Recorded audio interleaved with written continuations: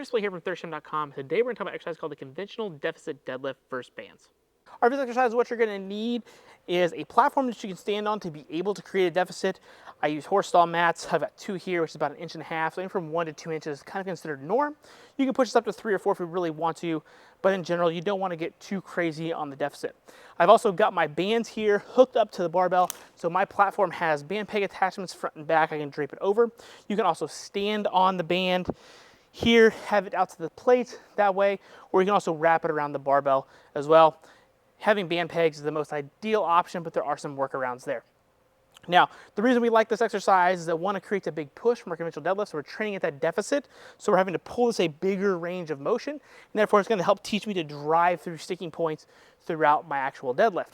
The other option here, and the reason that I like it, is that we can work on developing a lot of speed with a bigger range of motion. So we can mix up our deadlift training and having bigger range of motion and more speed. That creates more time under tension, giving us a better leg push and drive from our conventional deadlift. So you're having a hard time creating that push through the floor.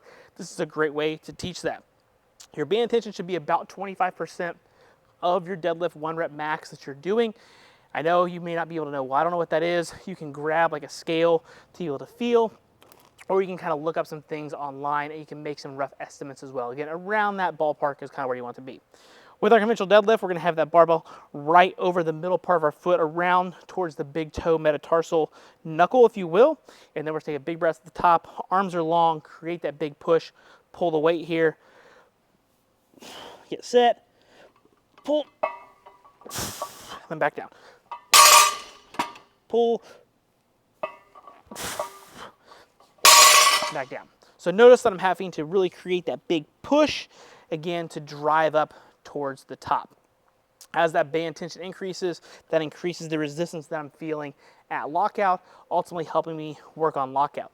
Most people only think of this exercise in terms of improving your speed off the floor or right around here, that mid-shin area. However, because of the big range of motion and the time retention, it can actually force you to work on your lockout as well with the bands. That's why this is a great variation to develop your whole conventional deadlift, and should be probably an exercise that you're using every once in a while to drive your deadlift performance. How you can use this, you can perform this for really heavy sets of 1, 2, 3 as your main movement of the day to drive your deadlift.